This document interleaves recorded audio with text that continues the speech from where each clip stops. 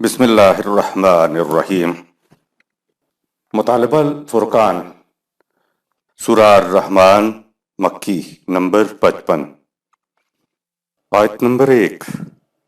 قرآن مجید کی تفسیر خود قرآن مجید سے از علامہ غلام احمد پرویز صاحب، اخذ و تلخیص محمد اکبر دیکشت بھاردواج، نظر ثانی ڈاکٹر انعام الحق۔ بسم اللہ الرحمن الرحیم۔ اے اللہ، میری تمام تر کوششوں کا مقصد ربوبیت عامہ کے لیے تیری صفات کو بانداز رحمانیت و رحیمیت معاشرے کے اندر ظہور میں لانا ہے۔ آیات 1-2۔ الرحمن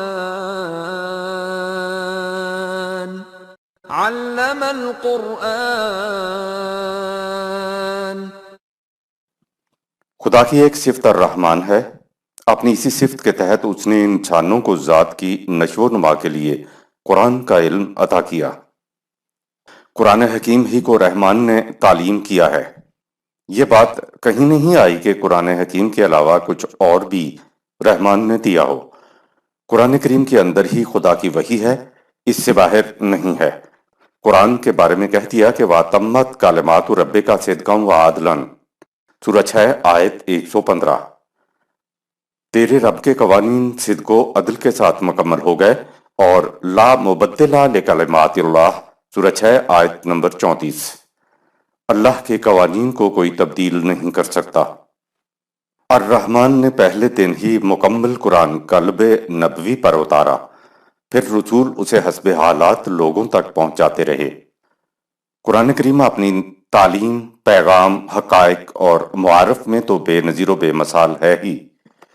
اس کا اسلوب بیان بھی اپنے انداز کا واحد منفرد اسلوب ہے۔ اہل عرب کو جو چیلنج دیا گیا تھا، اور معارف کا بھی تعلق تھا، اور انداز بیان کا بھی، ویسے تو سارا قرآن حکیم ہی فصیح و بلیغ ہے، لیکن بعض صورتیں انفرادیت میں نمایاں ہیں۔ انہی میں سورہ الرحمن بھی ہے۔ ویسے تو رحمان کا لفظ قرآن کریم میں بکثرت آیا ہے، لیکن یہ چیز کہ رحمان نے ایسا کیا، یہ صرف یہاں ہی آیا ہے۔ قرآن مجید کی تعلیم نبی اکرم صلی اللہ علیہ وسلم کو خدا کی صفت الرحمن کے ذریعے ملی ہے۔ انسانوں کا علم تو اکتسابی ہوتا ہے، اسے دوسروں سے تدریجاً سیکھتا ہے، رفتہ رفتہ آگے بڑھتا ہے۔ بچے کو آپ الف بے سے شروع کیجئے تو آپ دیکھتے ہیں کہ اس کو آگے ایم اے تک پہنچنے میں کن منازل سے گزرنا پڑتا ہے۔ وہ رفتہ رفتہ آگے بڑھتا ہوا بتدریج علم حاصل کرتا ہے۔ انسان کچھ سیکھتا ہے، پھر اس پر غور کرتا ہے، جذب علم سے اخذ کر کے وہ لوگوں کے سامنے کچھ بیان کرتا ہے۔ اس کے برعکس وہی انسانی فکر کی پیدا کردہ شے نہیں ہوتی کہ اس کے اندر سے باہر آئے۔ یہ خارج سے ایک علم ہے جو قلب نبوی پر نازل کیا جاتا تھا۔ خود لفظ نزول کے اندر بھی یہ چیز ہے کہ یہ انسان کی فکر کا نتیجہ نہیں ہے۔ وحی کا علم جو نبی پر نازل ہوتا تھا وہ اکتسابی علم سے بالکل منفرد ہوتا تھا۔ وحی کا علم نبی پر خدا کی طرف سے بغیر نبی کے کسی قسم کے غور و فکر یا کوشش و تیاری کے یک لخت نازل ہوا۔ وحی کا علم پہلے دن کی مکمل نازل ہوتا ہے، جو کہا جاتا ہے، اور اس میں تدریج نہیں ہے، اس میں رفتہ رفتہ کسی مقام تک پہنچنا نہیں ہے۔ وہی پہلے ہی دن اپنی حقیقت کو اپنی مکمل شکل میں نازل کر دیا کرتا تھا۔ یہ بھی نہیں ہے کہ یہ 23 سال کے عرصہ میں قرآن نازل ہوا، اور حضور پہ جو پہلے شروع میں نازل ہوا ہے وہ ابتدائی چیز تھی، پھر وہ آہستہ آہستہ ترقی کرتی ہوئی آخر تک پہنچی۔ جو کچھ خدا نے کہنا تھا وہ پہلے ہی دن کہا، آخری دن کہا، وہ اپنی شکل میں منفرد تھا، بتدریج نہیں پہنچا، یک لخت نازل ہوا۔ The entire Quran was revealed upon Prophet's heart. downloaded in Ramadan in order as we see today. Thereafter, it was conveyed to people in stages. The concept therein are not defunct theories and empty hypotheses. It has a permanent universal code of values and laws. facebook.com Owais Durrani. نظریہ ارتقاء کو اس دور کی تحقیق کا بڑا شاہکار مانا جاتا ہے۔ نظریہ ارتقاء کو تھیوری آف ایولیوشن بھی کہا جاتا ہے۔ اس نظریہ کے مطابق زندگی سب سے پہلے اولین جرثومہ حیات نفس واحدہ کے ذریعے پیدا ہوئی۔ وہ زندگی کا جرثومہ لائف سیل وہ تھا جسے ننگی آنکھ نیکڈ آئی سے دیکھا نہیں جا سکتا، خوردبین کے ذریعے سے اس کو دیکھتے ہیں۔ یہ اولین جرثومہ حیات فرسٹ لائف سیل جوش نمو سے پھٹ کر دو حصوں میں تقسیم ہوا، جس میں سے ایک حصہ نر اور دوسرا مادہ تھا۔ یہاں سے زندگی نے پھر مختلف منازل کی طرف سفر شروع کیا اور زندگیاں منزل بمنزل رفتہ رفتہ بتدریج آگے بڑھتی ہوئی چلی گئی۔ زندگی نے مختلف پیکر اور مختلف شکلیں اختیار کیں، مثلا نباتات اور حیوانات کی مختلف اقسام جنہیں مختلف سپیسیز یا انواع کہتے ہیں۔ ہر نوع نے اپنے اپنے مختلف ادوار میں ایک کڑی سے دوسری اور دوسری سے تیسری کڑی اور اس طرح اگلی کڑیوں میں شکل اور پیکر اختیار کرتی گئیں تاکہ زندگی پیکر انسانی میں نمودار ہوئی۔ یہ تدریجی ارتقاء پروگریسو ایولیوشن کہلاتا ہے۔ سائنسدان اپنی تحقیق میں ہر کڑی کے متعلق بتاتے ہیں کہ پچھلی کڑی کی کون سی چیزیں بتدریج آگے بڑھ کر اس نوع کے اندر آئیں اور یہ کڑی پھر آگے کیسے چلی۔ یہ ہے زندگیوں کا تدریجی ارتقاء پروگریسو ایولیوشن، جو مسلسل ایک کڑی سے دوسری کڑی اور اسی طرح آگے کڑیاں سائنسدانوں کی تحقیق کے مطابق دوسرا ارتقاء یکلخت یعنی کڑیوں سے گزرے بغیر ارتقاء ہے۔ اسے انہوں نے فجائی ارتقاء ایمرجنٹ ایولیوشن کا نام دیا ہے۔ زندگیوں کی تحقیق میں یہ بات ان کے سامنے آئی کہ فلاں ارتقاء تو پہلے تدریجی ارتقاء کا نتیجہ نہیں ہے۔ یہاں آ کر سائنسدان حیران ہو جاتے ہیں کہ تدریجی ارتقاء کے بغیر یہ تغیر کیسے ممکن ہوا۔ ایسی مقامات پر تدریجی ارتقاء کا نظریہ تھیوری آف پروگریسو ایولیوشن فیل ہو جاتا ہے۔ ایسے مقام پہ انہیں ایسی تبدیلیاں ملتی ہیں جو زندگی کو یکلخت ہنگامی طور پر ملی ہوتی ہیں، تو سائنسدانوں نے ارتقاء کو بھی دو حصوں میں تقسیم کیا۔ ایک تو وہی تدریجی ارتقاء جو زندگی کی پچھلی کڑی کا نتیجہ ہوتا ہے، اور دوسرا وہ جو پچھلی کڑیوں یا کڑی کے بغیر یکلخت نمودار ہو جاتا ہے۔ اس ارتقاء کو انہوں نے فجائی ایمرجنٹ ایولیوشن کا نام دیا، جو ہنگامی طور پر بغیر کسی سابقہ کڑی کے نتیجہ کے نمودار ہوتا ہے۔ اب تک کے انسانی تحقیق کے مطابق یہ دو ارتقاء ہیں، یعنی تدریجی اور ہنگامی۔ قرآن نے وحی دینے کے لیے خدا کی صفت الرحمن ہی کا ذکر کیوں کیا؟ عام انسانی علم جس کا یہ اکتساب کرتا ہے وہ تدریجی ارتقاء پروگریسو ایولیوشن کے اندر آ جاتا ہے، لیکن وحی کا علم تدریجی ارتقاء پروگریسو ایولیوشن میں نہیں آتا۔ وحی کا علم فجائی ارتقاء ایمرجنٹ ایولیوشن میں آئے گا، کیونکہ یہ تدریجی کڑیوں یعنی اکتسابی علم سے ہٹی ہوئی چیز ہے۔ یہ چیز سائنس کی دنیا میں سمجھ میں نہیں آتی کہ یہ جو نئی چیز جسے ہم فجائی ایمرجنٹ کہہ رہے ہیں، سابقہ کڑیوں کے بغیر نتیجہ کہہ رہے ہیں، وہ سب کازز کے بغیر کیسے نمودار ہو گئی۔ انسان کا اکتسابی علم چاہے کسی بھی شعبہ سے متعلق ہو، وہ بہرحال تدریجی اکتساب تدریجی ارتقاء پروگریسو ایولیوشن میں آئے گا، لیکن وحی کا علم انسان کے اندر ابھر کر ایولیوشن ہو کر نہیں آتا، یعنی وہی تدریجی اکتساب کا نتیجہ نہیں ہوتی۔ وحی کے علم کا تعلق فجائی ارتقاء ایمرجنٹ ایولیوشن سے ہے۔ اس میں بغیر کسی قسم کے اکتساب کے خارج سے یکلخت حقائق کا انکشاف ہوتا ہے۔ حقیقت اپنے آپ کو خود نبی پر منکشف کرتی ہے، نبی حقائق کا انکشاف نہیں کرتا۔ سائنس کے جتنے انکشافات ہیں اس میں انسان حقائق پر پڑے پردوں کو ہٹاتا ہے تو حقیقت بے نقاب ہو کر ڈسکور ہو جاتی ہے۔ حقیقت پہلے سے موجود ہوتی ہے جو پردوں میں لپٹی ہوئی ہوتی ہے۔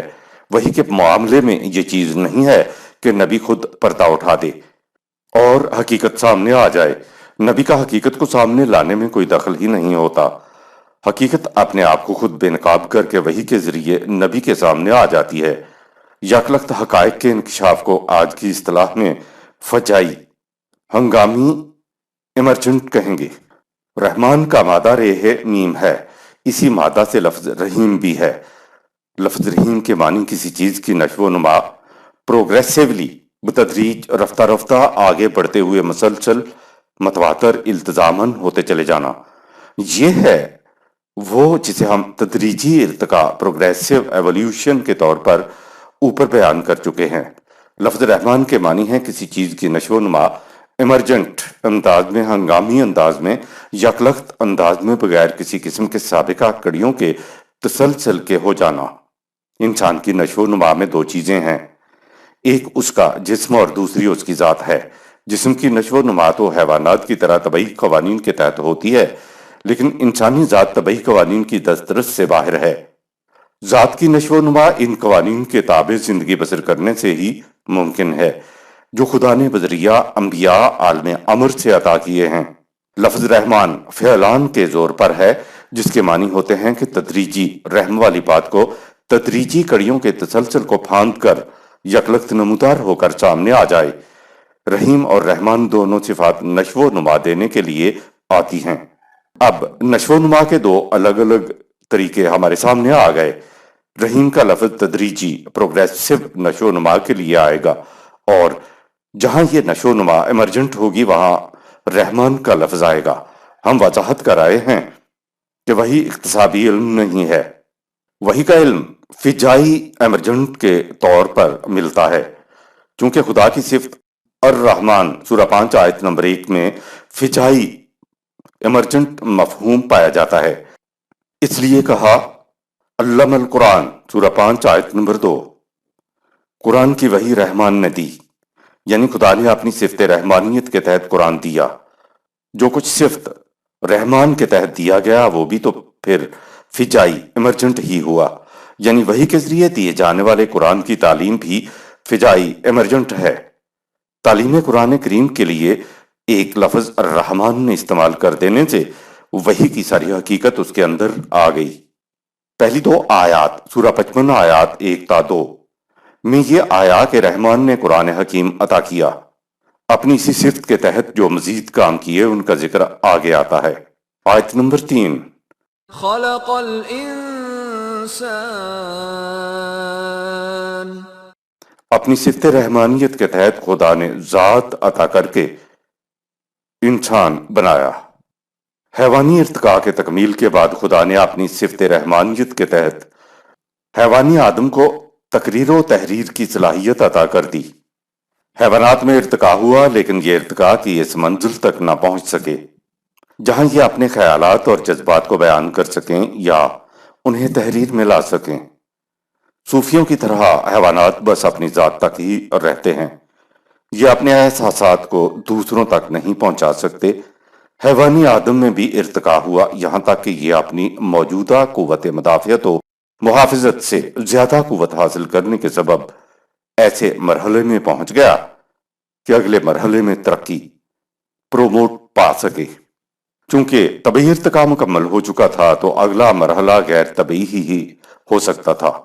آدمی کے اس مرحلے پر خدا نے اپنی صفت فجائی رحمانیت کے تحت انسان کو غیر مرئی ذات خوابیدہ صلاحیتوں کے ساتھ عطا کر کے فجائی ارتقاء ایمرجنٹ ایولیوشن عطا کیا۔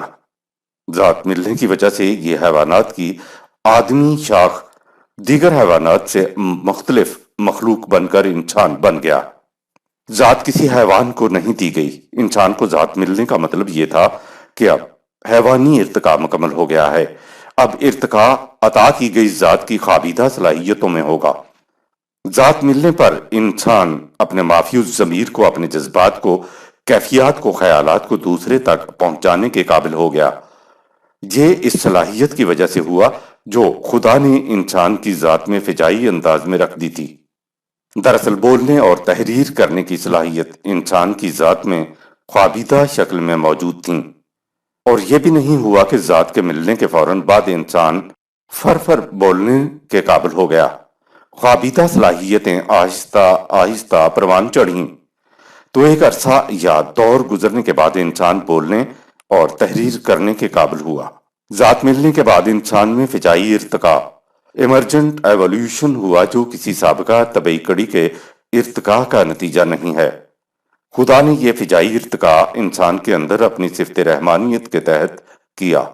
چونکہ خدا کی صفت رحمانیت میں فجائی ایمرجنٹ مفہوم پایا جاتا ہے تو جو کچھ اس کی صفت کے تحت کیا جائے گا اس کا انداز بھی فجائی ہوگا۔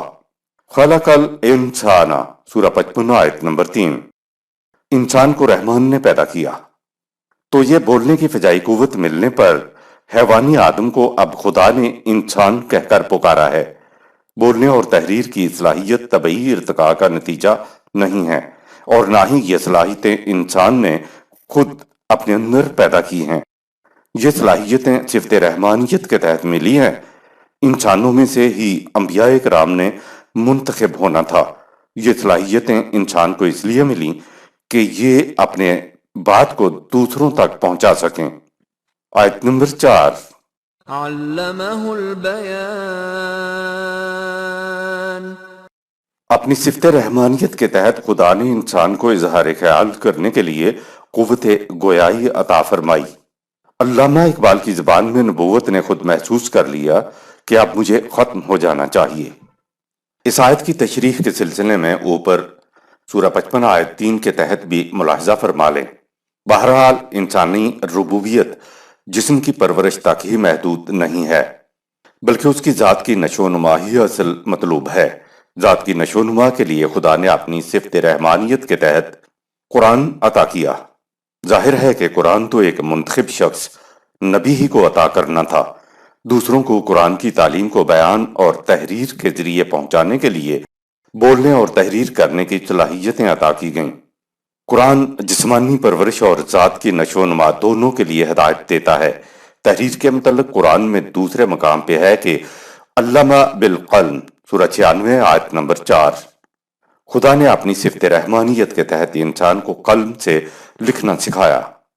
قرآن کی تعلیم نبی کو دی، دوسرے انسانوں کو نہیں دی، تو کہا بلغ ما انزل الیک سورہ 5 آیت نمبر 67۔ جو کچھ تیری طرف نازل ہوا ہے اس کو دوسروں کو پہنچا دے۔ ختم نبوت کے بعد قرآن محفوظ ہے تو بلاغ کا فریضہ اب امت پر عائد ہوتا ہے کہ قرآن کو بیان اور قلم دونوں سے قیامت تک لوگوں تک پہنچاتی رہے۔ جب خدا نے انسان کے لیے اپنے پیغام کے بارے میں تمت سورہ 6 آیت 115 کہا، محفوظ کہا، لا تبدیل لکلمات اللہ سورہ 10 آیت 64 کہا، تو علامہ اقبال کے الفاظ میں نبوت نے خود محسوس کر لیا کہ اب مجھے ختم ہو جانا چاہیے۔ آیت نمبر 5۔ الشمس والقمر بحسبان، قرآن میں انسانی رہنمائی کے لیے ویسے ہی اٹل قوانین ہیں جن کی روح سے سورج اور چاند ایک مقررہ حساب اور اندازے کے مطابق گردش کرتے ہیں۔ آیت نمبر 6۔ والنجم والشجر يسجدان، خدا کے اٹل قانون کے سامنے ستارے اور درخت بھی جھکے ہوئے ہیں۔ یہ کیسے معلوم ہو کہ انسان نے قوانین خداوندی کے مطابق زندگی بسر کرنا ہے؟ حقائق کو بیان کرنے اور سمجھانے کے لیے قرآن حکیم کا اپنا ایک انداز ہے۔ یہ انداز یہ ہے کہ انسانی دنیا کے حقائق بیان کرنے کے بعد قرآن فوراً خارجی کائنات کی طرف آ جاتا ہے، کیونکہ نظری بات کو سمجھانے کے لیے وہ محسوس مثال سامنے لاتا ہے۔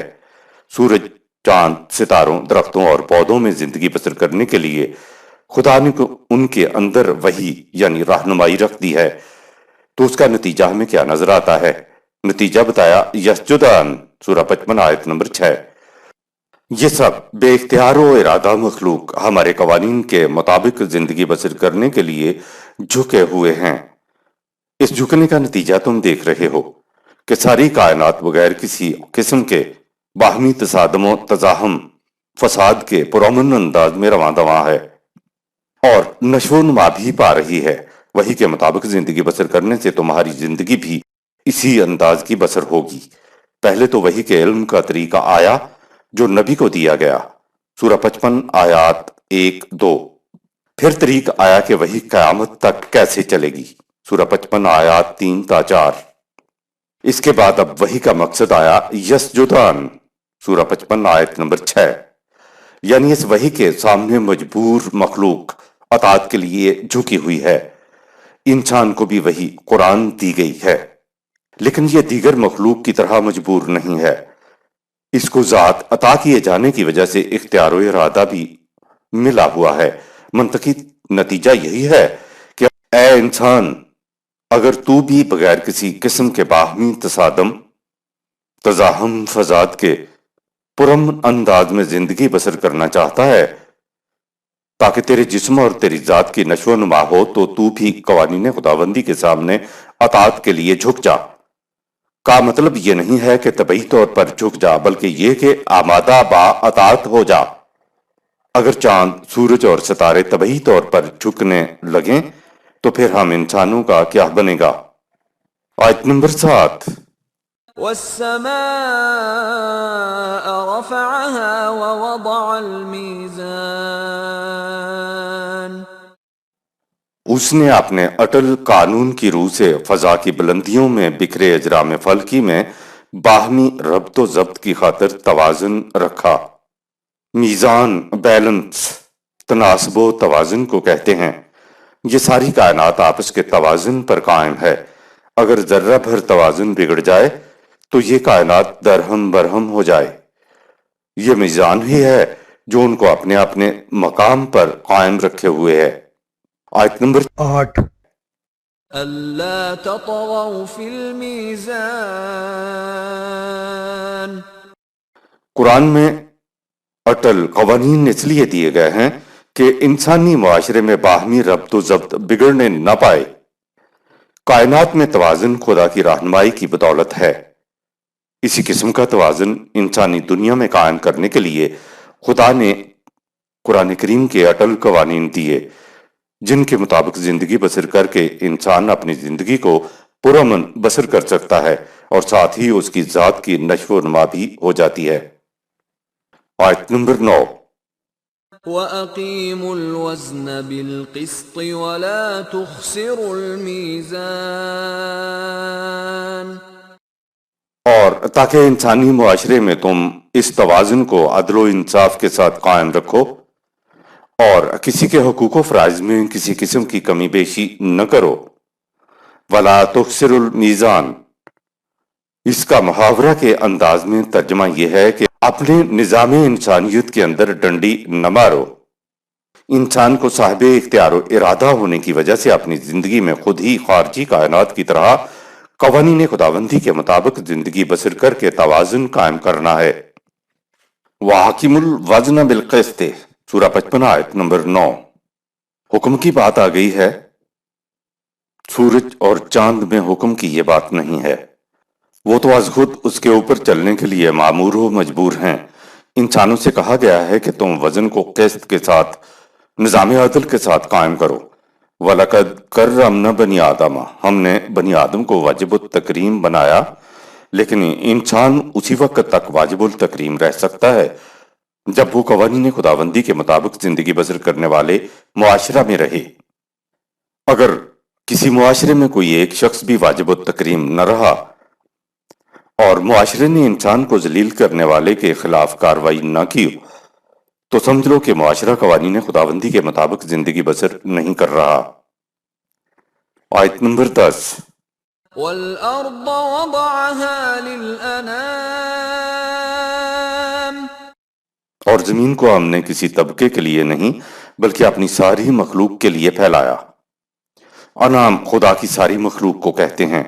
وَضَعَهَا، ہم نے اس کو بنایا۔ دوسرے مقام پہ زمین کے بارے میں کہا سواء للسائلین، سورہ 41 آیت نمبر 10۔ اسے ضرورت مندوں کی ضرورت پوری کرنے کے لیے یکساں کھلا رہنا چاہیے۔ آیت نمبر 11۔ فِيهَا فَاكِهَةٌ وَالنَّخْلُ ذَاتُ الْأَكْمَامِ جب زمین ساری مخلوق کے لیے ہے تو زمین سے پیدا ہونے والے لذیذ پھل اور خوشوں میں لپٹی ہوئی کھجوریں سب کے لیے ہیں۔ آیت نمبر 12۔ وَالْحَبُّ ذُو الْعَصْفِ وَالرَّيْحَانِ اسی طرح بالوں کے اندر اناج رنگا رنگ کے خوشبودار پھول سب کے لیے ہیں۔ زمین کی پیداوار کو تقسیم کرنے کے لیے خدا نے قرآن کی میزان عطا فرمائی تاکہ ہر فرد کو اس کی ضروریات کے مطابق ملتا رہے۔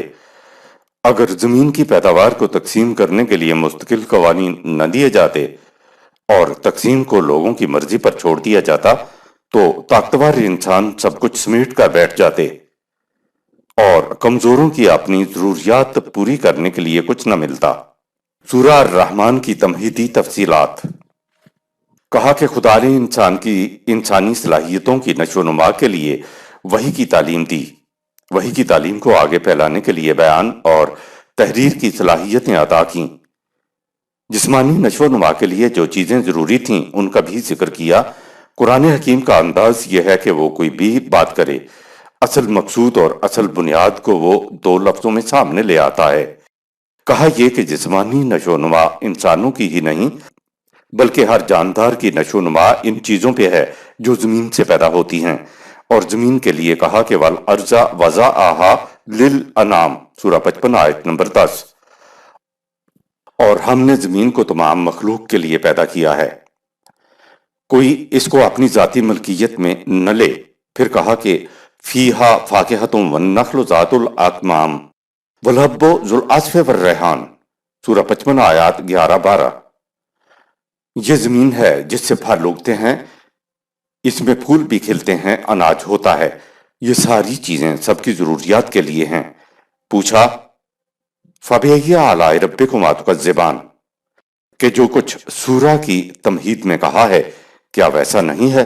سورہ الرحمن میں آپ یہ دیکھیں گے کہ شروع سے آخر تک خدا کی صفت رحمانیت کے مظاہر کا بیان چلا آ رہا ہے۔ دراصل صفت رحمانیت کے اندر وہ چیزیں آتی ہیں جن کی تدریجی ارتقاء کے تحت نمود نہ ہوئی ہو بلکہ فجائی ہنگامی ایمرجنٹ ارتقاء کے طور پر نمود ہوئی، اور پھر ان میں نشو و نما کا پہلو بھی ہو، کیونکہ رحمان کے مادہ رہ میم کے معنی میں نہایت نرمی اور نہایت لطافت کے ساتھ نشو و نما کا مفہوم پایا جاتا ہے۔ نشو و نما کی بات ذہن میں رکھیے تو صفت الرحمن کے تحت فطرت کی ان مختلف کار فرمائیوں کا بیان چلا آ رہا ہے جنہیں اللہ تعالیٰ کی صفت رحمانیت نے پیدا کیا ہے اور جو انسانوں کی نشو و نما کے لیے نہایت ضروری ہیں۔ اس نشو و نما میں جسمانی نشو و نما کے ساتھ ساتھ انسانی صلاحیتوں کی نشو و نما بھی شامل ہے۔ اگر انسان اپنی زندگی کو خدائے رحمان کے عطا کردہ قوانین کے تحت بسر کرے تو پھر انسانی زندگی اپنے ارتقائی منازل طے کرتی ہوئی آگے بڑھتی ہے، جس کا نتیجہ دنیا و آخرت میں خوشگوار زندگی ہے۔ آیت نمبر 13۔ فَبِأَيِّ آلَاءِ رَبِّكُمَا تُكَذِّبَانِ تو تم انسانوں کے دونوں مہذب اور غیر مہذب گروہ ہو، کیا خدا کی قدرت اقتدار کو جھٹلا سکتے ہو کہ خدا کی صفت رحمانیت کے تحت ایسا نہیں ہوا؟ فَبِأَيِّ آلَاءِ رَبِّكُمَا تُكَذِّبَانِ میں آلاء کا مفہوم اس آیت کا تقریباً ہر جگہ آپ کو عمومی ترجمہ یہی ملے گا کہ تم خدا کی کون کون سی نعمتوں کی تکذیب کرو گے، یعنی آلاء کا ترجمہ نعمت ہی کیا جاتا ہے۔ یہ ٹھیک ہے کہ بعض مقامات تو ایسے ہیں جن میں یہ ترجمہ کر دیا جائے تو وہ اس کے مطابق ہوتا ہے، لیکن ایسے مقام بھی تو آتے ہیں جن میں اگر یہ ترجمہ کیا جائے تو بات بنتی نہیں ہے۔ اسی سورہ میں ہے ہَذِهِ جَهَنَّمُ الَّتِي يُكَذِّبُ بِهَا الْمُجْرِمُونَ سورہ 55 آیت نمبر 43۔ یہاں مکافات عمل کا ذکر ہے کہ مجرموں سے کہا جائے گا کہ یہ ہے وہ جہنم جس کی تم تکذیب کرتے تھے۔ اگلی آیت ہے یطوفون بینہا و بینہا حمیم سورہ 55 آیت 44۔ کھولتے ہوئے پانی کا عذاب ہوگا۔ یہاں پہلی آیت میں آگ کا ذکر ہے اور دوسری آیت میں کھولتے ہوئے پانی کے عذاب کا ذکر ہے، اور اس کے بعد ہے فَبِأَيِّ آلَاءِ رَبِّكُمَا تُكَذِّبَانِ سورہ 55 آیت 45۔ تو یہاں یہ ترجمہ کہ تم خدا کی کون کون سی نعمتوں کی تکذیب کرو گے مناسب نہیں ہے۔ آلاء کا ترجمہ قدرت کے علاوہ کرشمہ بھی ہوتے ہیں۔ یہ آلاء بڑا جامع لفظ ہے، اس کے معنی قدرت ہوتے ہیں، اور قدرت کے تو یہی معنی ہے کہ جو ہر چیز پر فٹ ہو جائے۔ کرشمہ بھی اس کے معنی ہیں، کرشمہ میں وہ تمام نادر چیزیں آ جائیں گی جو خدا نے پیدا کی ہیں۔ اس صورت میں متعدد بار یہ آیت آتی ہے۔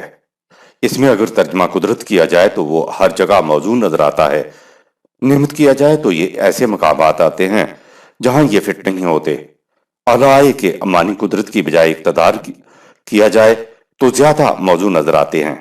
اس آیت میں اور باقی جگہوں پر بھی تکذبان میں تثنیہ کا صیغہ ہے۔ دوسری زبانوں میں تو واحد اور جمع دو ہی صیغے ہوتے ہیں، لیکن عربی زبان میں 3 صیغے ہوتے ہیں، یعنی واحد ایک کے لیے، تثنیہ 2 کے لیے، اور پھر 2 سے آگے جمع ہوتا ہے۔ اس صورت میں یہ آیات جتنی دفعہ آئی ہیں اس میں صیغہ تثنیہ کا ہے۔ یہ بات آگے چل کر خود واضح ہو جائے گی کہ تثنیہ کا صیغہ کیوں آیا ہے۔ ہم نے اعلی کا ترجمہ نعمت کی بجائے قدرت کیا ہے تو یہ ترجمہ ہر جگہ فٹ ہو جاتا ہے۔ پوچھا کہ فَبِأَيِّ آلَاءِ رَبِّكُمَا تُكَذِّبَانِ، سو تم خدا کی کس کس قدرت اقتدار کو جھٹلا سکتے ہو؟ کہ ایسا نہیں ہوا۔ آیت نمبر 14۔ خلق الإنسان من صلصال كالفخار۔ اس کی قدرت کا اندازہ کرنے کے لیے خود انسان کی تخلیق پر غور کرو۔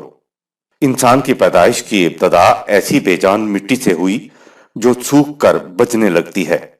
انسان کی نمود مٹی کا پتلا بنا کر اس میں پھونک مارنے سے نہیں ہوئی۔ سائنس کی تحقیق جو قرآن سے مطابقت رکھتی ہے کہ مطابق سمندر کے کنارے جو پانی تھا وہ مٹی کے ساتھ ملا، مٹی کے اندر نمکیات اور معدنیات تھے۔ جب پانی سے ملی مٹی پر سورج کی روشنی اور حرارت پڑی تو مٹی میں خمیر اٹھا۔ غیر جاندار مٹی پانی کے ساتھ ملتی ہے تو پھر وہ چکنی مٹی بنتی ہے۔ اس کو طین لازب چپچپی مٹی کہتے ہیں۔ اس مٹی میں سے پہلا جرثومہ حیات ابھرا۔ یہ جرثومہ حیات ننگی آنکھ سے دیکھا نہیں جا سکتا، اس کو خوردبین سے دیکھنا پڑتا ہے۔ نظریہ ارتقاء یعنی زندگی کا ابھرنا یہاں سے شروع ہوا۔ خلق الانسان من صلصال کالفخار، سورہ 55 آیت نمبر 14۔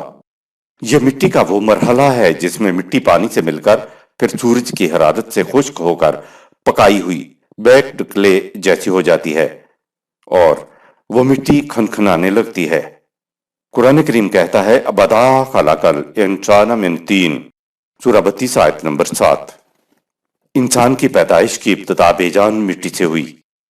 اگر صرف خلق الانسان ہی ہوتا تو ٹھیک ہے، وہ پتلا بنا کر بھی سمجھا جا سکتا ہے، لیکن قرآن نے کہا کہ بدا خلق الانسان من طین، سورہ 32 آیت نمبر 7۔ انسان کی پیدائش کی ابتدا طین سے ہوئی۔ طین ہمارے ہاں مٹی کو کہتے ہیں، لیکن انگریزی زبان میں طین کا ترجمہ کلے کیا گیا ہے۔ یہ ٹینیشیس چپکنے والی ایک بھربری سی ریتلی سی مٹی ہوتی ہے، وہ بھی ایسی جو ایک دوسرے کے ساتھ چپک جائے۔ دوسرے مقام پہ قرآن نے کہا انا خلقناہم من طین لازب، سورہ 37 آیت نمبر 11۔ ہم نے پیدائش کی ابتدا چپک جانے والی مٹی سے کی، گویا زندگی کی نمود غیر جاندار مادہ سے ہوئی۔ دوسرے مقام پہ ہے کہ وجعلنا من الماء کل شیء حی، سورہ 21 آیت نمبر 30۔ ہر زندہ شے کی نمود پانی سے ہوئی ہے۔ پانی اور مٹی ملتی ہے تو طین لازب بنتی ہے۔ مٹی میں زندگی نہیں ہوتی، البتہ کچھ غیر جاندار نمکیات و معدنیات ہوتی ہیں۔ طین کہنے سے مراد اس کے نمکیات و معدنیات ہیں۔ آگے طین لازب چپکتی مٹی آ گئی۔ ایک سائنسدان کہتا ہے کہ اس زمانے میں سورج بہت زیادہ گرم ہوا کرتا تھا، شعلے نکلتے تھے، اس حرارت میں یہ طین لازب پکی، بیکڈ ہوئی۔ قرآن کریم نے اسی پکی ہوئی مٹی کے لیے لفظ فخار، سورہ 55 آیت 14 استعمال کیا ہے، یعنی ایسی مٹی جسے گویا بیکری میں سے نکالا گیا ہو۔ فخار سے پہلے کاف ہے، کل فخار، سورہ 55 آیت نمبر 14، یعنی بالکل پکی ہوئی نہیں بلکہ اس کی مانند۔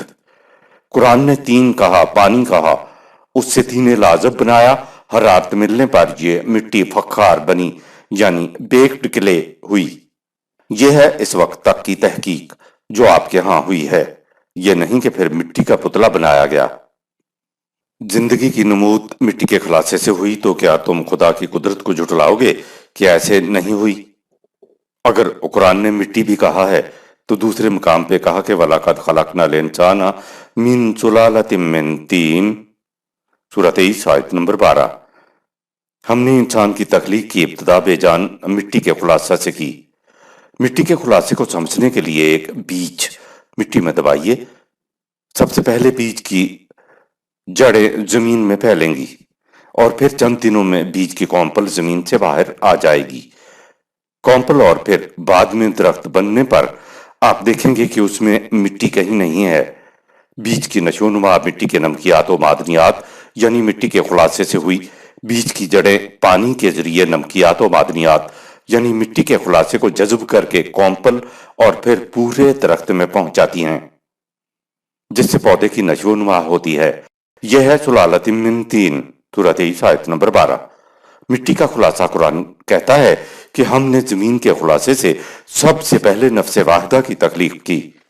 سائنس کے انکشاف کے مطابق یہ پہلا لائف سیل نر، میل اور مادہ فیمیل کا مجموعہ تھا۔ اسے قرآن کریم نے نفس واحدہ کہا ہے۔ قرآن کہتا ہے کہ پھر ہم نے اس کو 2 ٹکڑوں میں بانٹ دیا۔ سائنس بھی یہی کہتی ہے کہ پہلا لائف سیل جو جوش نمو سے پھٹ کر 2 حصوں میں بٹ گیا، وہ دونوں سسٹر سیل کہلاتے ہیں۔ قرآن کریم نے کہا کہ نفس واحدہ کو ہم نے 2 حصوں میں بانٹ دیا، لیکن مگر مذہبی پیشوائیت کہتی ہے کہ پسلی چیر کر بی بی ہوا کو نکالا گیا۔ ارتقاء کے سلسلے میں سائنسدان کہتے ہیں کہ سسٹر سیل الگ الگ ہوئے۔ انسان کی پیدائش کے بارے میں کہا کہ وَهُوَ الَّذِي أَنشَأَكُم مِّن نَفْسٍ وَاحِدَةٍ سورہ 6 آیت نمبر 98۔ تمہاری پہلی ابتدا نفس واحدہ سے ہوئی۔ اب زندگی 3 لازب سے آگے چل کر نفس واحدہ پہ آ گئی ہے۔ لائف سیل کے بعد یہ سلسلہ ارتقاء کس طرح سے چلا، اس کو ملاحظہ فرمائیں۔ مستقر و مستودع کی وضاحت میں جو سورۃ الانعام کی سورہ 6 آیت 98 اور سورہ الفرقان کی آیت 24 کے تحت آیا ہے۔ اس مرحلے میں زندگی لَتَرْكَبُنَّ عَنْ طَبَقٍ سورہ 84 آیت نمبر 19، طبق ان طبق یعنی درجہ بدرجہ زندگی آگے بڑھی۔ پوچھا جا رہا ہے کہ کیا تم خدا کی اس قدرت کو جھٹلاؤ گے کہ زندگی کی ابتدا اور انسان کی تخلیق کی ابتدا اس طرح سے ہوئی؟ آیت نمبر 15۔ وَخَلَقَ الْجَانَّ مِن مَّارِجٍ مِّن نَّارٍ، اور انسانوں سے پہلے الجان نامی مخلوق کو آتشی شعلہ سے پیدا کیا۔ انسانوں سے پہلے والی مخلوق جو اب ناپید ہو چکی ہے۔ الجان نامی مخلوق میں حرارت برداشت کرنے کی صلاحیت بہت زیادہ تھی۔ طبعی زندگی کے لیے زمین کے سازگار بننے سے پہلے زمین بہت گرم تھی اور یہ الجان نامی مخلوق کے لیے سازگار تھی۔ جب زمین ٹھنڈی ہوئی تو زمین کا ماحول اس مخلوق کے لیے سازگار نہ رہا تو وہ ناپید ہو گئی اور اس کی جگہ انسانوں نے لی۔ اسی کو انسان کا زمین پر خلیفہ بنانا کہتے ہیں۔ جن چھپی ہوئی مخلوق کو کہتے ہیں۔ بچیوں میں جو ہسٹیریا والی بیماری ہوتی ہے اسے سمجھا جاتا ہے کہ جن اس پہ سوار ہو گیا ہے۔ الجان نامی مخلوق انسانی پیدائش سے پہلے کے دور کی مخلوق تھی۔ قرآن نے کہا وَالْجَانَّ خَلَقْنَاهُ مِن قَبْلُ مِن نَارِ السَّمُومِ سورہ 15 آیت نمبر 27۔ انسانوں سے قبل الجان مخلوق کو آگ کی لپٹ سے پیدا کیا۔ من قبلو نے بتا دیا کہ یہ انسانوں سے قبل کوئی پوشیدہ مخلوق تھی جو ناپید ہے، اور اگر یہ اب بھی باقی ہے تو یہ اب انسان کے لیے مغلوب ہے اور اس کے تصرف میں ہے۔ اب جنوں کی موجودگی بتائی جاتی ہے وہ انسانی ذہن کے تراشیدہ جن ہیں۔ آیت نمبر 16۔ فَبِأَيِّ آلَاءِ رَبِّكُمَا تُكَذِّبَانِ، تو تم دونوں مہذب و غیر مہذب گروہ ہو، خدا کی کس کس قدرت اقتدار کو جھٹلاؤ گے کہ خدا کی صفت رحمانیت کے تحت ایسا نہیں ہوا۔ قرآن نے 3 کہا، پانی کہا، اس سے 3 لازب بنایا، حرارت ملنے پر مٹی فخار بنی یعنی بیکڈ کلے ہوئی، پھر کہا کہ تمہیں بے جان مٹی کے خلاصے سے پیدا کیا، تمہیں نفس واحدہ سے پیدا کیا، تمہیں درجہ بدرجہ انسانی پیکر تک پہنچایا گیا، اور کہا کہ انسانوں سے پہلے الجان نامی مخلوق کو آتشی شعلہ سے پیدا کیا۔ اس مخلوق کے بعد اب انسان صاحب اختیار و ارادہ ہے۔ یہ بتانے کے بعد پوچھا فَبِأَيِّ آلَاءِ رَبِّكُمَا تُكَذِّبَانِ، سو تم دونوں مہذب و غیر مہذب گروہ ہو، خدا کی کس کس قدرت اقتدار کو جھٹلا سکتے ہو کہ ایسا نہیں ہوا۔ آج کے سائنسدانوں کو قرآن کا کھلا چیلنج کہ بتاؤ کیا ایسا نہیں ہوا۔ آیت نمبر 17۔ رب المشرقین ورب المغربین، سورج طلوع اور غروب کے دو انتہائی نقطوں مشرقین و مغربین میں گردش کرتا رہتا ہے، اور مقصد اس سے ربوبیت عامہ ہے۔ مشرقین اور مغربین موسموں کے تغیر و تبدل کے لیے، جس سے زندگیوں کے لیے سامان نشو و نما پیدا ہوتا ہے۔ سورج کے مقامات طلوع و غروب مقرر کیے جن سے موسم تبدیل ہوتے ہیں، اور موسموں کی تبدیلی زمین سے پیداوار لینے کے لیے نہایت ضروری ہے تاکہ انسان سمیت دیگر زندگیوں کی ربوبیت ہو سکے۔ چونکہ سورج کے سردیوں اور گرمیوں میں نکلنے کے مقامات مختلف ہوتے ہیں، اس لیے المشرقین اور المغربین کہا ہے۔ مشرقین اور مغربین کا سورج اور زمین کی باہمی گردش کے سے تعلق ہے۔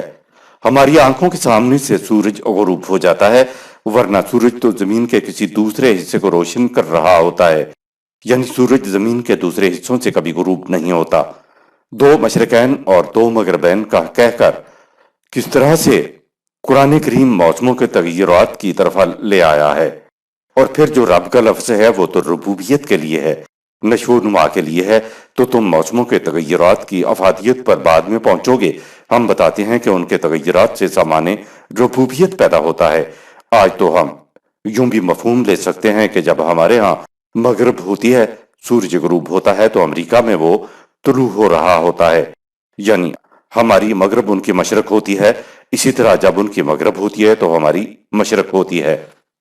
تو اس کرۂ ارض کے اوپر دو مشرقین بھی ہیں اور دو مغربین بھی ہیں، ان میں سے جو معنی بھی آپ لیں، بہرحال تغیرات کا تعلق موسموں سے ہے، اور موسموں کا تعلق زمین کی پیداوار سے ہے، کیونکہ ساری بات یہ ربوبیت کی ہے۔ سورج ہماری زمین سے 13 لاکھ گنا بڑا کرہ ہے، اس کو قوانین کی زنجیروں میں اس طرح جکڑ دیا ہے کہ وہ یوں طلوع ہوتا ہے اور یوں غروب ہوتا ہے۔ آیت نمبر 18۔ فَبِأَيِّ آلَاءِ رَبِّكُمَا تُكَذِّبَانِ، سو تم دونوں مہذب اور غیر مہذب گروہ ہو، خدا کی کس کس قدرت اقتدار کو جھٹلا سکتے ہو کہ خدا کی صفت رحمانیت کے تحت ایسا نہیں ہوا۔ آیت نمبر 19۔ مرج البحرین یلتقیان، اس نے اپنی صفت رحمانیت کے تحت زمین پر زیر زمین ساتھ ساتھ دو مختلف پانیوں کے دریا بہائے۔ آیت نمبر 20۔ بینہما برزخ لا یبغیان، لیکن ان دونوں کے درمیان ایک پردہ ہوتا ہے، جس کی وجہ سے یہ دونوں آپس میں ملنے کے لیے خدا کے قانون سے تجاوز نہیں کرتے۔ صفت رحمانیت کے تحت دو قسم کے پانی کی روائیں نہ تو سمندر میں اور نہ زیر زمین آپس میں ملتی ہیں۔ فضا سے نیچے اتر کر زمین کی سطح کی طرف آئیں تو ہمیں بہنے والے دریاؤں کو دیکھتے ہیں۔ بعض مقامات پر دو مختلف قسم کے پانیوں کے دریا اکٹھے بہتے چلے جاتے ہیں، اور سمندر کے اندر گرنے کے باوجود بھی الگ الگ ندی کی طرح رواں دواں رہتے ہیں۔ کبھی ایسا نہیں ہوتا کہ ان کے پانی آپس میں مل جائیں، ان کے درمیان قانون کی ایک غیر مرئی آڑ ہوتی ہے جو انہیں الگ الگ رکھتی ہے۔ اس کے علاوہ زیر زمین بھی پانی کے میٹھے اور کھارے پانی کی روائیں کبھی اکٹھی نہیں ہوتی۔ یہی بات آیات 12، 35 اور سورہ 25 آیت 53 میں بھی کہی گئی ہیں۔ یہ مجبور اشیاء کائنات اس لیے الگ الگ رہتے ہیں کہ یہ قوانین خداوندی سے تجاوز نہیں کرتے، لیکن انسان مجبور نہیں ہے، صاحب اختیار و ارادہ ہے، اس لیے انسان اپنے اپنے مفادات کے تحت مختلف راستوں پر چلتے ہیں، جس کی وجہ سے یہ ایک دوسرے کے حقوق میں دست اندازی کرتے رہتے ہیں۔ اگر یہ بھی خدائے رحمان کے قانون کے تحت زندگی بسر کریں تو یہ بھی خدائے رحمان کے قوانین سے تجاوز نہیں کریں گے۔ سمندر کا تجربہ رکھنے والے بتاتے ہیں، میٹھے اور نمکین پانی کی دو الگ الگ روائیں بہے چلی جاتی ہیں، لیکن یہ کبھی ایک دوسرے سے نہیں ملتی۔ ان کا الگ الگ رہنا بھی خدا کی صفت رحمانیت کے تحت ہے۔ آیت نمبر 21۔ فَبِأَيِّ آلَاءِ رَبِّكُمَا تُكَذِّبَانِ؟ تو تم دونوں مہذب و غیر مہذب گروہ ہو، خدائے رحمان کی کس کس قدرت اقتدار کو جھٹلا سکتے ہو؟ کیا ایسا نہیں ہے کہ مختلف پانی آپس میں نہیں ملتے؟ آیت نمبر 22۔ يَخْرُجُ مِنْهُمَا اللُّؤْلُؤُ وَالْمَرْجَانُ۔ جدا رہنے والے پانی اور سمندر کے پانی دونوں کی تہوں سے موتی اور مرجان نکلتے ہیں۔ ربوبیت کو سمجھانے کے لیے موتی اور مرجان کی مثال، سمندر کے اندر بہنے والے ان دریاؤں کے نیچے سے موتی اور مرجان نکلتے ہیں۔ موتی تو ویسے ہی زیب و زینت کی چیزوں میں بھی کام آتا ہے، اور یہ انسانی زندگی کے لیے بھی بڑی قیمتی چیز ہے۔ سائنس بتاتی ہے کہ بہترین کیلشیم اپنی ارتکاز صورت کنسنٹریٹڈ فارم کے اندر موتیوں میں ہوتی ہے، اور یہ دیسی ادویات میں استعمال ہوتے ہیں۔ 20ویں صدی کے آغاز میں ایسے 2 دریاؤں کی دریافت ہوئی جو جنوبی افریقہ کے سمندر بحیرہ اوقیانوس میں ہیں اور جو کیپ ٹاؤن کے قریب واقع ہیں۔ ان دونوں دریاؤں کی خصوصیت یہ ہے کہ یہ دونوں ایک ہی سمندر میں بہتے ہیں، جبکہ دونوں کا پانی ایک ساتھ بہنے کے باوجود آپس میں نہیں ملتا۔ ایک کا ذائقہ انتہائی کڑوا ہے اور دوسرے کا شیریں ہے۔ صحیح ہے یا غلط؟ مشہور ہے کہ بہار کے موسم میں جو بارش ہوتی ہے تو سمندر کی سیپی، جسے صدف بھی کہتے ہیں، اپنا منہ کھول دیتی ہے اور بارش کا قطرہ اس کے اندر ٹپک جاتا ہے، اور پھر سیپ کا منہ بند ہو جاتا ہے۔ اس کے بعد سیپ سمندر کے نیچے چلی جاتی ہے، پھر پانی کا قطرہ سیپ کے اندر سمندر کی تلاطم خیزیوں کے اندر مسلسل گردش میں رہتا ہے، تو وہ پانی کا قطرہ آہستہ آہستہ بتدریج موتی بن جاتا ہے۔ اس طرح سے پانی کے قطرہ کا نشو و نما پا کر موتی بن جانے کو ربوبیت کہتے ہیں، اور ایسا کرنے والے کو رب کہتے ہیں۔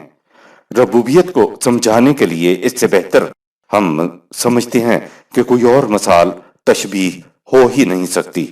ہر شے کی ربوبیت کے معنی یہ ہیں کہ بڑے خام درجے سے پست درجے سے چیز کی اس طرح سے نشو و نما کرتے چلے جانا کہ پانی کا قطرہ انتہائی شکل میں موتی بن جائے، اس کو ربوبیت کہتے ہیں۔ آیت نمبر 23۔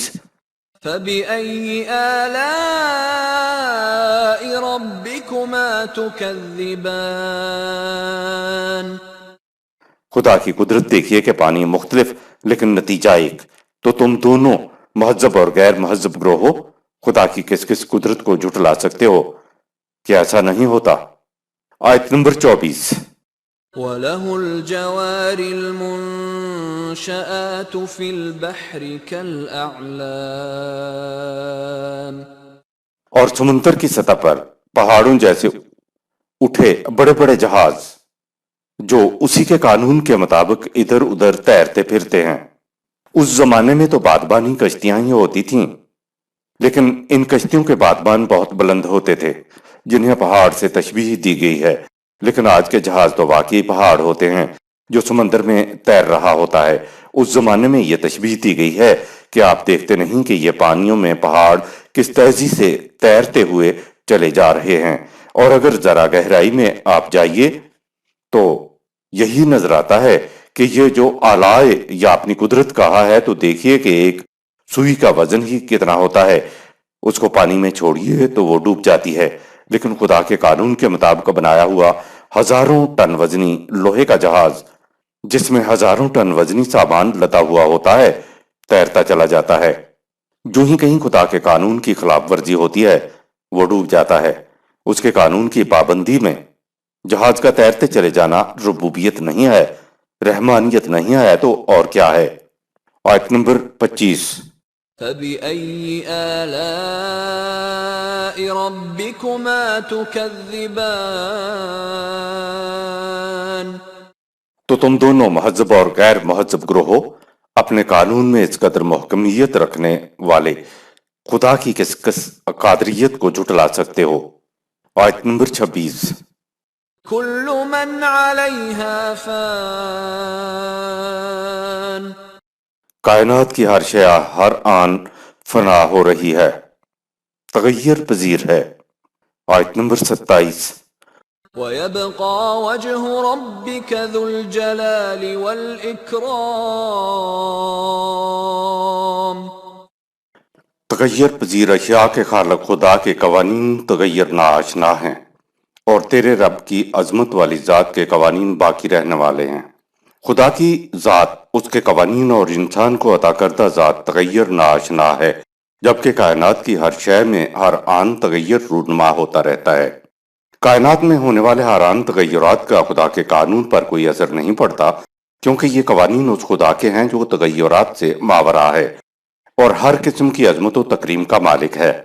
اس سے یہ بھی واضح ہوا کہ ذہن انسانی کا وضع کردہ ہر نظام اور اس کی طرف جانے والا ہر راستہ تغیر پذیر ہے، لیکن وہی کا تعین کردہ راستہ جو خدا کی ربوبیت اعلیٰ کی طرف لے جاتا ہے تغیر پذیر نہیں ہوتا۔ کل من علیہا فان، سورہ 55 آیت نمبر 26 کا عمومی ترجمہ کیا جاتا ہے کہ زمین کے اوپر سارے کا سارا ایک دن فنا ہو جائے گا۔ وَيَبْقَى وَجْهُ رَبِّكَ ذُو الْجَلَالِ وَالْإِكْرَامِ، اور خدائے ذوالجلال والاکرام کی ذات باقی رہ جائے گی۔ سورہ 55 آیت 28۔ فبأي آلاء ربكما تكذبان زمین کی ساری چیزیں فنا ہو جائیں گی، خدا باقی رہ جائے گا، تو کون سی چیز ہے جس سے تم انکار کرو گے؟ کیا اس ترجمہ سے کوئی بات بنتی ہے؟ یہ کائنات ایسی نہیں ہے کہ جسے ایک دفعہ بنا دیا اور پھر اس میں کوئی تبدیلی نہ ہوتی ہو۔ کائنات کی ہر شے میں ہر آن تغیر ہوتا رہتا ہے۔ کائنات کی ہر شے بشمول انسان اپنی نشو و نما کے لیے خدا کی ربوبیت کی محتاج ہے۔ ان کی ربوبیت کے تقاضے ہر دور میں بدلتے رہتے ہیں۔ ہر دور میں ہی نہیں بلکہ مختلف حالات اور مختلف مراحل میں ہر شے کی نشو و نما کے تقاضے مختلف ہوتے ہیں۔ خدا کا نظام ربوبیت یہ ہے کہ ہر شے کو اس کی حالات کے تقاضوں کے مطابق سامان نشو و نما ملتا رہتا ہے۔ سورہ 35 آیت نمبر 15 اور سورہ 14 آیت نمبر 34۔ خدا کے نظام ربوبیت کے تحت ہی ساری زندگیوں کی نشو و نما ہو رہی ہے۔ اس لیے چیلنج کے انداز میں پوچھا جا رہا ہے کہ سوچو تم کہ خدا کی ربوبیت کی کون کون سی شق کو جھٹلاؤ گے۔ اس سے یہ بات بھی نکلتی ہے کہ تم اپنی زندگی غیر خداوندی قوانین کے تابع رکھ کر کس طرح نشو و نما حاصل کر سکو گے۔ انسانی جسم کے بارے میں میڈیکل سائنس کہتی ہے کہ یہ ہر آن بدلتا رہتا ہے، 7 سالوں میں بالکل بدل جاتا ہے۔ 7 سال کے بعد اس میں پہلے والی کوئی شے باقی نہیں رہتی۔ اس تغیر ہی سے اس کی نشو و نما ہوتی ہے۔ مردے میں یہ تغیر نہیں ہوتا، اس کی نشو و نما ختم ہو گئی ہوتی ہے۔ آپ زمین میں بیج ڈالتے ہیں، بیج میں تغیر واقع ہوتا ہے تو کونپل پھوٹتی ہے۔ اگر بیج میں تغیر نہ ہو تو کوئی کونپل نہیں پھوٹ سکتی۔ پھر جو کونپل میں تغیر واقع ہوتا ہے وہ اوپر بڑھتی ہے۔ مزید تغیر سے پتے پیدا ہوتے ہیں، پھول پیدا ہوتے ہیں، پھل لگتا ہے، اناج لگتا ہے۔ یہ سارا کچھ تغیرات کی روح سے ہوتا چلا جاتا ہے۔ جب تغیر کا سلسلہ ختم ہوتا ہے تو پودا مرجھا کر ختم ہو جاتا ہے۔ قرآن نے تغیرات کو مشرقین اور مغربین کہہ کر سمجھایا۔ رات اور دن کے اختلافات کو خدا نے آیات اللہ میں شمار کیا ہے۔ اسی تغیر سے موت اور زندگی کی نمود ہوتی ہے، لیکن انسان کے جسم میں ایک چیز ذات ایسی ہے جس میں کوئی تغیر واقع نہیں ہوتا۔ قرآن نے ذات کو نفس کہا ہے۔ علامہ اقبال اسی کو خود ہی کہتے ہیں۔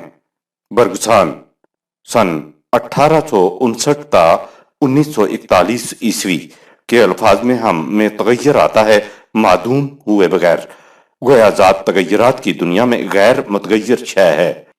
7 سال بعد ہمارا جسم بالکل نیا ہو چکا ہوتا ہے، لیکن ذات تبدیل نہیں ہوتی۔